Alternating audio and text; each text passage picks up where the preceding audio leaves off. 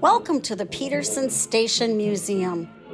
Join us as we explore its rich history and treasures, guided by the insights of our beloved founder and curator, John Erickson.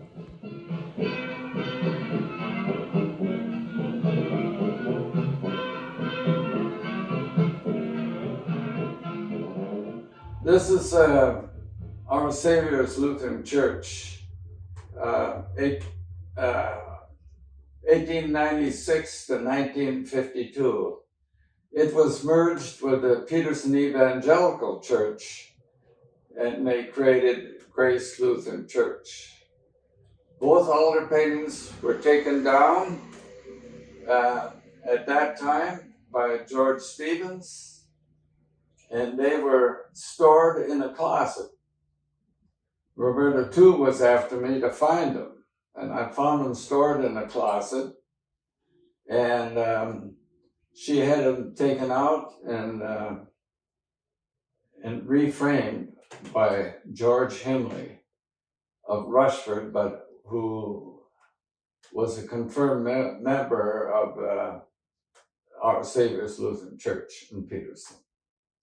The trunk is quite interesting to me because you can say it's Peter Peterson Haslerud's trunk. But in reality, if you look at the initials, you'll see that it says OP. That's Ole Peterson, Peter Peterson Haslerud's uncle in Norway.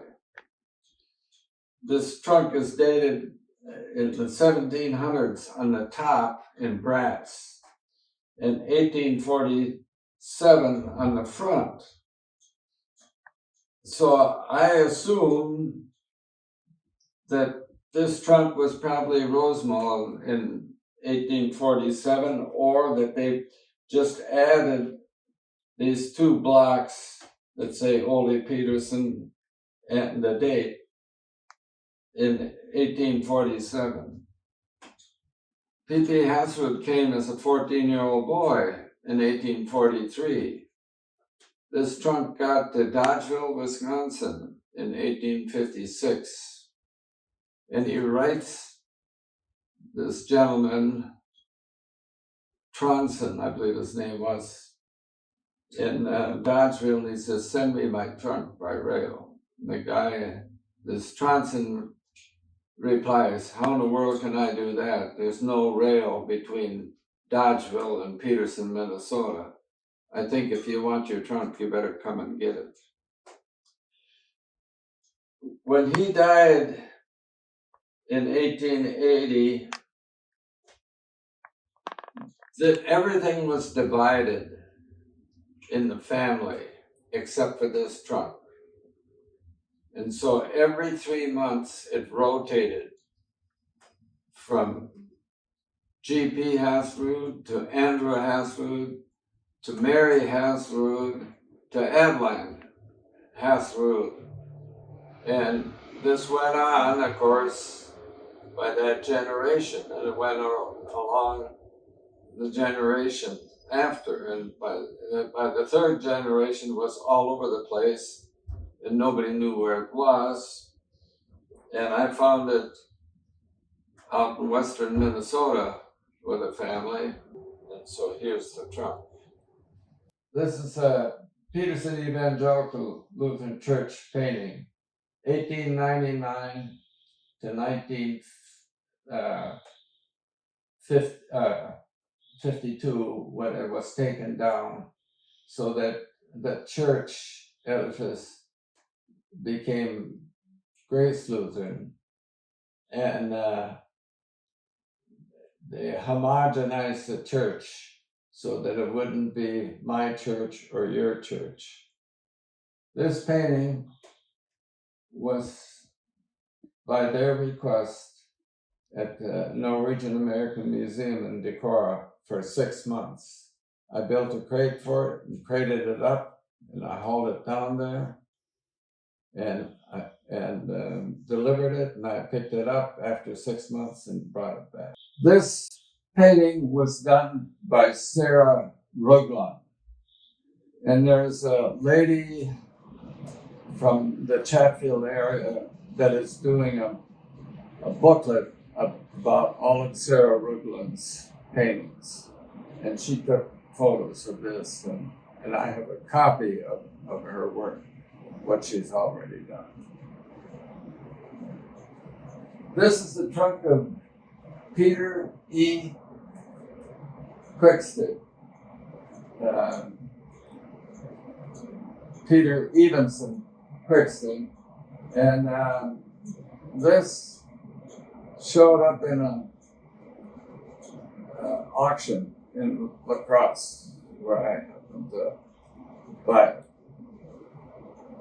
because of its interest to Peterson. So,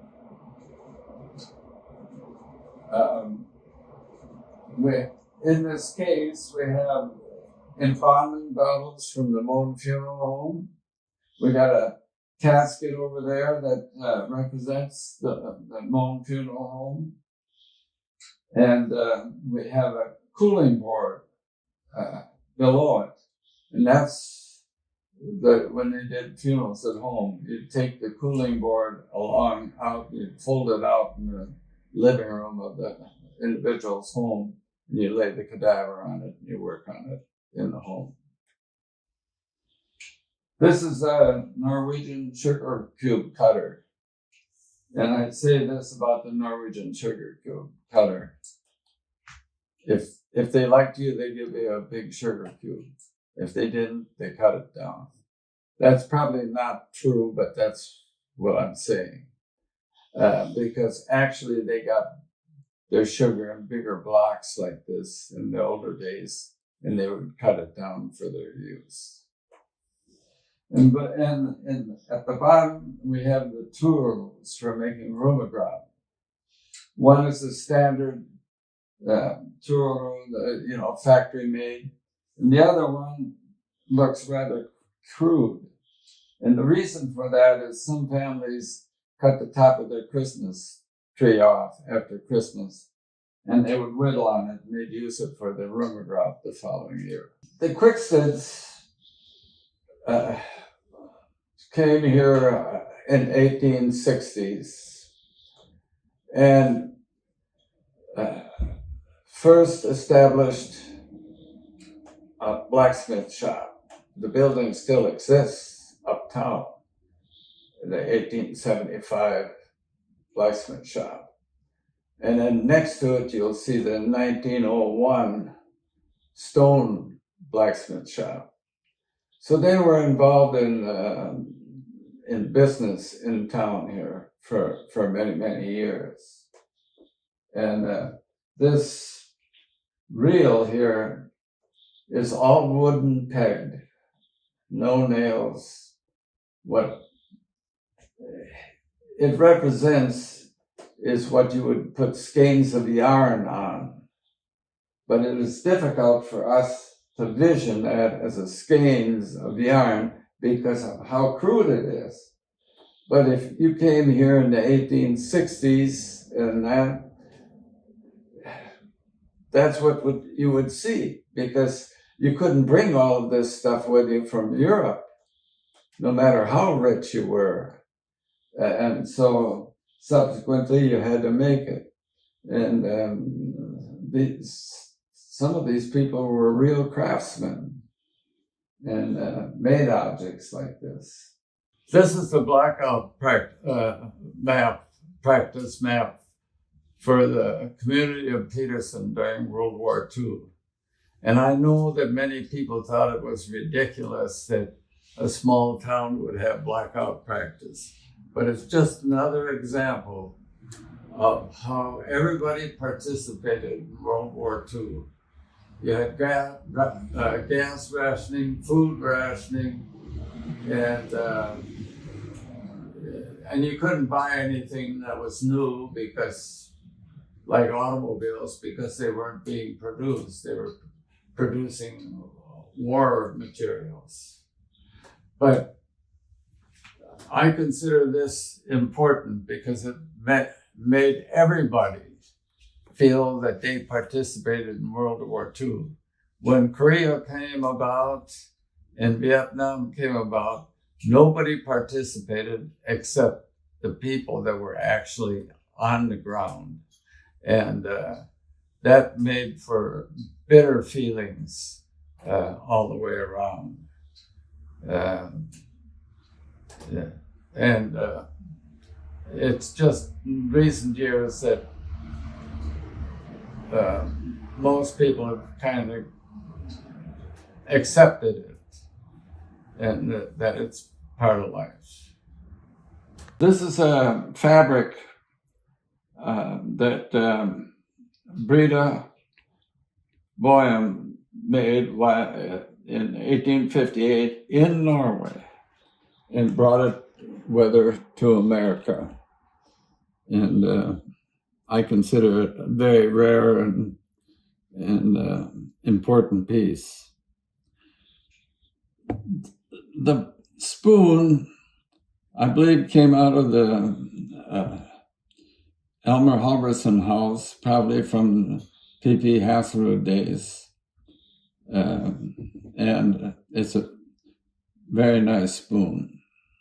This is Julie Hansen and her husband when they crossed the North Pole in 2000.